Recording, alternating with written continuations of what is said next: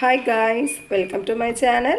மண் சட்டியும் மீன் குழம்பு தாங்க நம்ம சேனல் நேமு. இன்றைக்கி நாம் ஒரு ரெசிபீஸ் அழகான நல்ல டேஸ்டியான இருக்க போகிற ஒரு ரெசிபி தாங்க பார்க்க போகிறோம். டீக்கை கூட குழந்தைங்களுக்கு எல்லாம் வச்சு கொடுக்கலாங்க. பார்க்கலாங்க. நம்ம வீட்டில் இருக்க பொருட்களை வச்சே பண்ணலாம். என்னதுன்னு நீங்களே பாருங்கள்.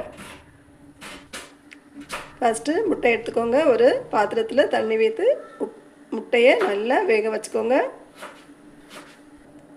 இது ஒரு பக்கம் இருக்கட்டுங்க. ஒரு மிக்ஸி ஜாரில் நாம் எடுத்து வச்சுருக்க ப்ரெட் எல்லாமே அழகாக சின்ன சின்ன பீஸாக கட் பண்ணி வச்சுருக்கோங்க. இதை நம்ம மிக்சியில் அரைச்சி எடுக்க போகிறோங்க. ப்ரெட்டை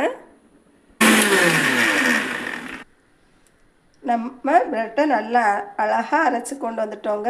நல்ல மை மாதிரி அழகாக இருக்கணுங்க. நல்ல சாஃப்டாக அழகாக இருக்கணுங்க. தண்ணியில் வேக வச்சுருந்ததில் அந்த முட்டையை நம்ம அழகாக தோடெல்லாம் அடைத்து நீட்டாக அழகாக வச்சுருக்கோங்க. இதை நம்ம சீப்புறோங்க.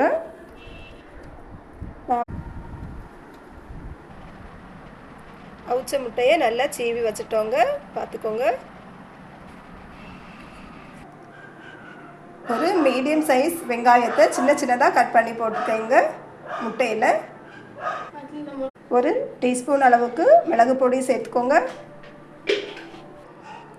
ஒரு டீஸ்பூன் அளவுக்கு சிக்கன் மசாலா பொடி எடுத்துக்கோங்க. சிக்கன் 65 மசாலா பொடி இருந்தாலும் சேர்த்துக்கோங்க. கொஞ்சமாக உப்பு சேர்த்துக்கோங்க. தேவையான அளவுக்கு பார்த்து உப்பு எடுத்துக்கோங்க.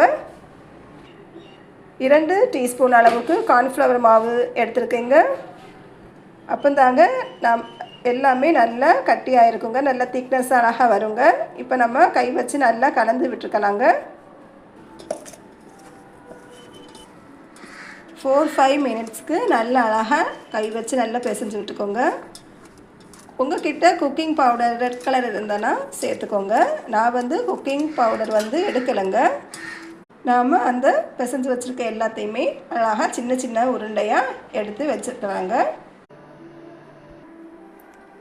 2 முட்டையை எடுத்து நல்லா அடித்து வச்சுருக்கேங்க. கொஞ்சமாக தேவையான அளவுக்கு உப்பு சேர்த்துக்கோங்க. நல்லா ஸ்பூன் வச்சு நல்லா அடிச்சுக்கோங்க முட்டையை. இப்போ ஒரு கடாய் எடுத்துக்கோங்க. அதில் கொஞ்சமாக சமையல் எண்ணெய் சேர்த்துக்கோங்க. எண்ணெய் நல்லா சூடாகிட்டுங்க. முட்டையை நல்லா அடித்து வச்சுருந்தோம்ல, அதில் நம்ம ஏற்கனவே உருண்டை பிடிச்சி வச்சுருந்தோம்ல, அதை ஃபிட் பண்ணிவிட்டு நம்ம ப்ரெட்டெல்லாம் பொடிச்சு வச்சுருந்தோம் இல்லை, அதில் இதை டிப் பண்ணிக்கலாங்க. ஸ்டவ்வை லோ ஃப்ளேமில் வச்சுக்கோங்க. பொரியட்டுங்க. அதுக்கப்புறமா நம்ம திருப்பிக்கலாம்.